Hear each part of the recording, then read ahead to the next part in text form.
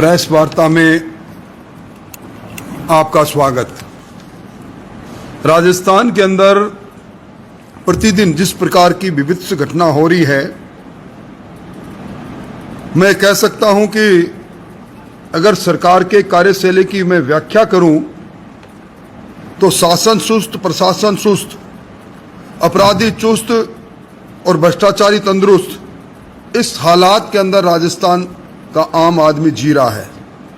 राजस्थान साहसों का प्रदेश, पर अब राजस्थान हादसों का प्रदेश बन रहा है। यहां विकास नहीं, वारदाताओं की हवा चल रही है। पिछले 2 वर्षों में 2019-20 और 20-21 के अंदर पूरे देश के अंदर महिला दुष्कर्म के अंदर हमें पहला स्थान मिल। अभी जिस घटना का जिक्र मुझसे पहले किया गया, एक भारतीय जनता पार्टी की फैक्ट फाइंडिंग कमेटी आज उन परिजनों से मिलकर आई है। हम उस दिवंगत पीड़िता के पति से मिले, उसके 2 मासूम बच्चों से मिले, उनके 2 भाइयों से मिले, उनके सास ससुर से मिले। एक इतना गरीब परिवार के आज भी उस मेहरों की ढाणी में जो गुरडवासी ग्राम पंचायत चाकसू में आती है, एक भी पक्का मकान नहीं। और ये घटना, अगर इसका घटना के अंदर आज पुलिस ने कुछ लोगों को पकड़ा है, उसका श्रेय भी पुलिस को नहीं है। इस पीड़ित महिला के भाई ने सबसे पहले कालूराम नाम के उस अपराधी को, उस बच्चे के निशानदेही पर, जिस कार के अंदर महिला के साथ उस बच्चे को भी लिफ्ट दी गई थी, उस बच्चों से जानकारी प्राप्त करके वो खुद कालूराम के घर पर पहुंचते हैं। और कालूराम इधर उधर की बात करता है और उसके बाद जब थोड़ी सी सख्ती करते हैं तो कालूराम अब गैंगरेप की बात भी करता है और हत्या की बात भी करता है।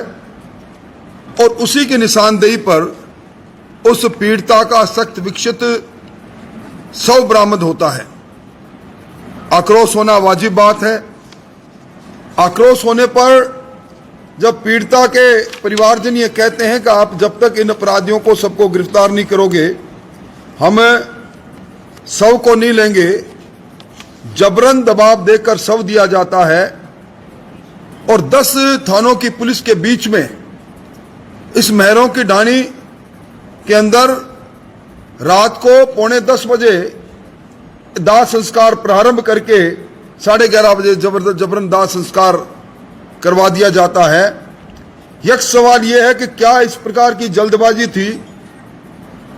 उस दिवंगत महिला का पति चीख चीख कर कह रहा था कि हमारे संस्कारों में नहीं है। सुनी उनको दूसरी जो आवश्यक तौर पर उन्होंने जिन बातों को रखा था, उस काम को भी नहीं किया गया। ये पहली घटना नहीं, ये नाई के नाथ के जंगल के अंदर ये दूसरी घटना है। पहले भी एक महिला के साथ इसी प्रकार का दुष्कर्म करके उसकी हत्या की गई थी। प्रतिदिन इस प्रकार की लोमहर्षक घटनाएं हो रही है। लगता है कि जघन्य अपराधों में तालिबानी संस्कृति हमारे राजस्थान में आ गई है। और अभी 3 दिन पहले चित्तौड़ की घटना, और ये वही जिला है जिस जिले में एक घटना हुई जहां एक एमएलए के पुत्र को पीड़िता के 164 में बयान हो जाने के बाद भी, डीजीपी के सामने परिवार के साथ गुहार करने के बाद भी क्लीन चिट दी जाती है। और यहां के मुख्यमंत्री जी जब ये कहते हैं कि बलात्कार के 50% मामले झूठे हैं, डीजीपी उस पर ये बात को दोहराकर मोहर लगाते हैं।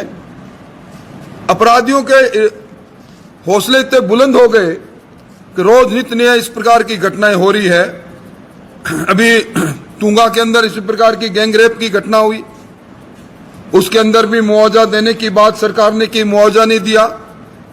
जम्मा रामगढ़ के अंदर तो पैर काट कर कड़े निकाले गए, आज तक मुलजिम पुलिस की पकड़ के बाहर है। ये सारी घटनाएं एक के बाद एक हो रही है और इसके अंदर विशेष तौर पर पुलिस ने जिस प्रकार आनन फानन में दबाव देकर दाह संस्कार कराया, वो पुलिस की कार्यशैली पर सवालिया निशान पैदा कर रहा है। भारतीय जनता पार्टी मांग करती है कि अभियुक्तों के खिलाफ निश्चित दिन में चालान प्रस्तुत करके फास्ट ट्रैक में मुकदमा चलाकर फांसी की सजा दी जाए इनको। 2 छोटे छोटे बच्चे हैं, पति बेरोजगार है, उनके भरण पोषण के लिए सरकार पीड़िता के पति को सरकारी नौकरी दे, बच्चों की शिक्षा दीक्षा की व्यवस्था करे और बलात्कार पीड़िता को मिलने वाली राशि इसी सप्ताह में दे। इसके अतिरिक्त 10 लाख रुपए और दे।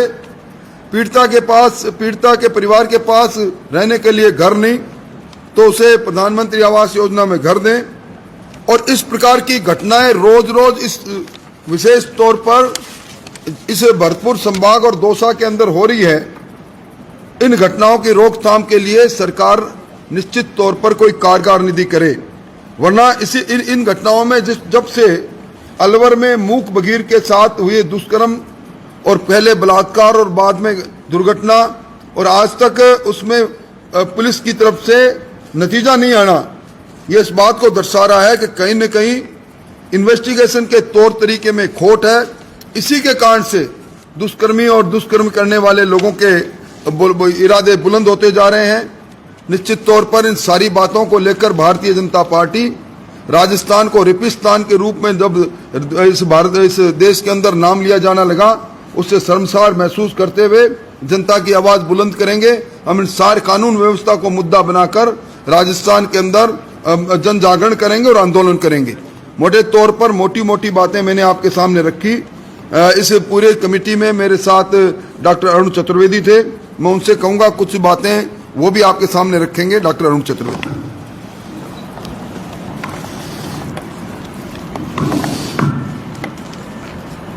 मोटे तौर पर इस विषय से संबंधित सब विषयों को राजेंद्र जी ने आपके सामने रखा है।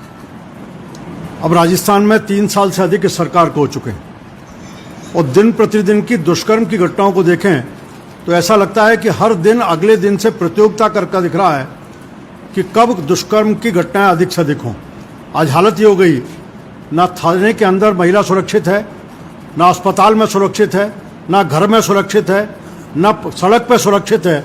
ऐसा कोई स्थान नहीं जहां महिला सुरक्षित हो। इस तरह का दृश्य इसमें बनता जा रहा है। पूरी तरह से आज बलात्कार के कैपिटल के नाते से राजस्थान खड़ा हो रहा है इस कांग्रेस सरकार के समय।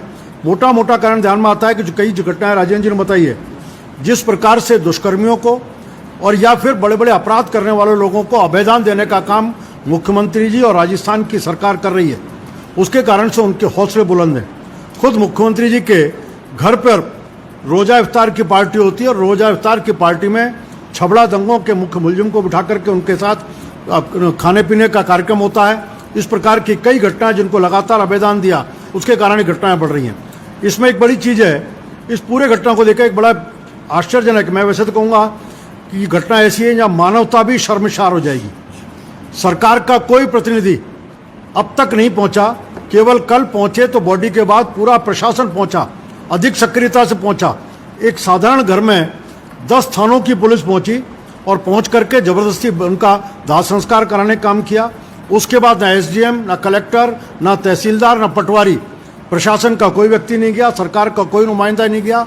जो मुआवजा कानून के अंतर्गत मिलना चाहिए विक्टिम कंपनसेशन का, उस कंपनसेशन को भी अभी तक देने की बात हुई। वहीं पर राजेंद्र जी ने कलेक्टर दौसा से बात की और उनसे कहा कि जो मिलता है उसको देने की बात भी तुरंत आज ही पहुंचाने की बात करें।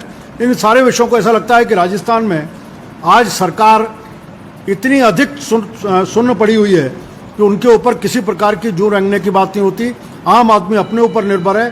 थाने और चौकी आज सत्ताधारी दल के विधायकों के मर्सी के ऊपर चल रहे हैं, रहमो करम पे चल रहे हैं। जैसा वो कहेंगे वैसा काम होगा, उसके अतिरिक्त नहीं होगा, ऐसा लगता है। सर, कोई प्रश्न आपका हो तो